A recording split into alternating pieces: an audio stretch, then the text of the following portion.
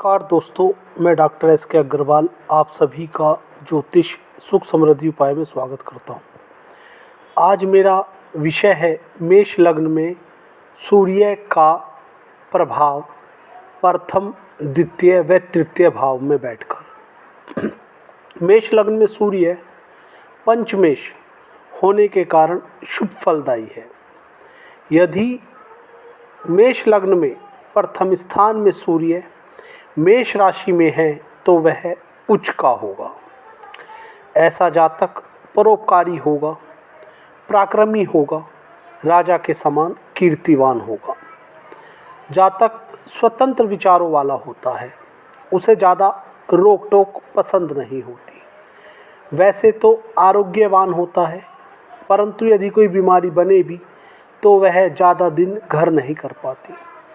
ऐसा जातक साधारण परिवार में जन्म लेकर भी अच्छे पद को प्राप्त करता है।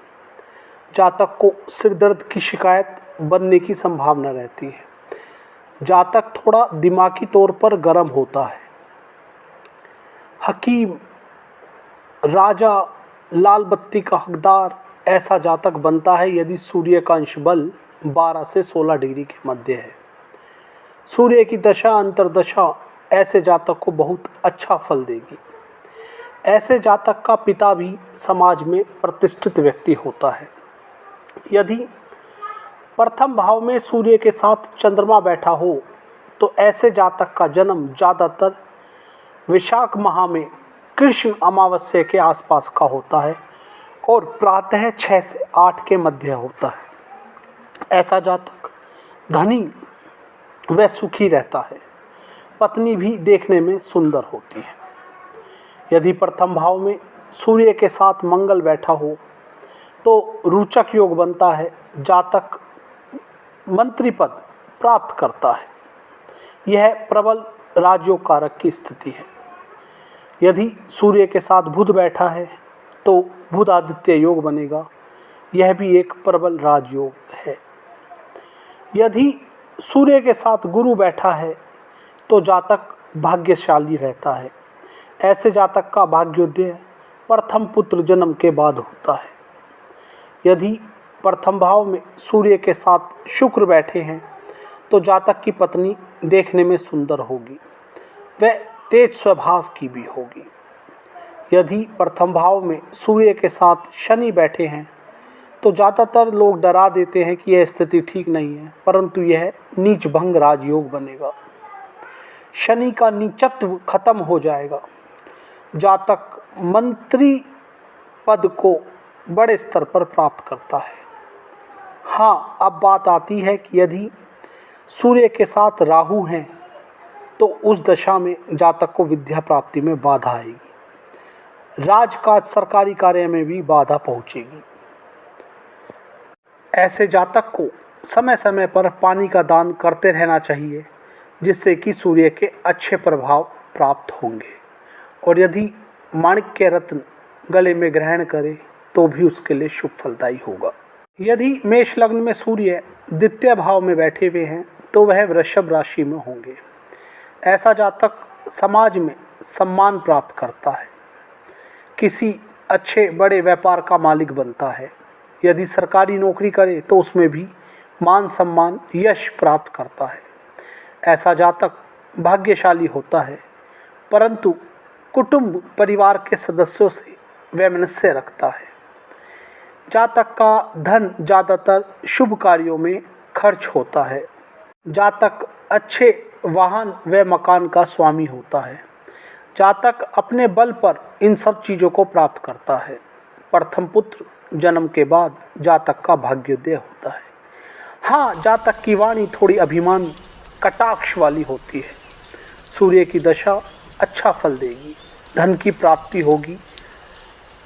यदि प्रथम भाव में सूर्य के साथ चंद्रमा भी बैठा है तो जातक को माता से कुछ ना कुछ प्राप्त होता रहेगा।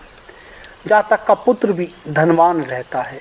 ऐसे जातक का जन्म ज़्यादातर ज्येष्ठ कृष्ण अमावस्या रात्रि 4 बजे के आसपास होता है।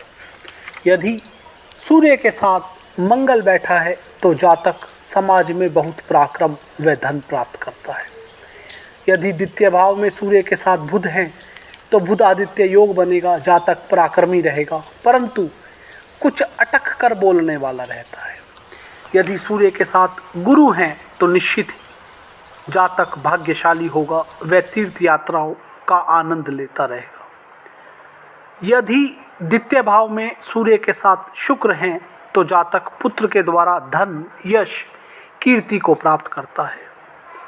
यदि द्वितीय भाव में सूर्य के साथ शनि हैं तो ऐसे जातक का भाग्योदय ज़्यादातर जातक के पिता की मृत्यु के बाद होना आरंभ होता है।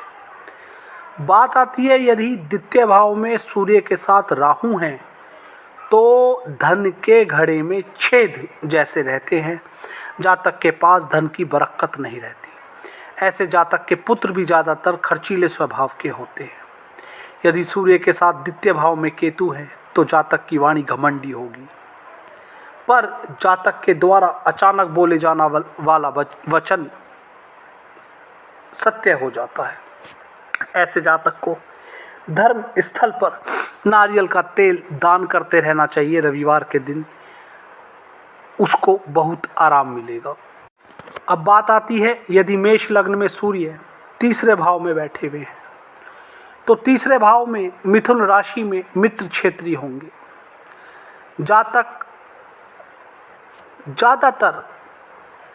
ऐसा जातक ज़्यादातर पिता की संपत्ति पाने वाला रहता है। गणित, ज्योतिषी इनमें ज़्यादा रुचि लेता है।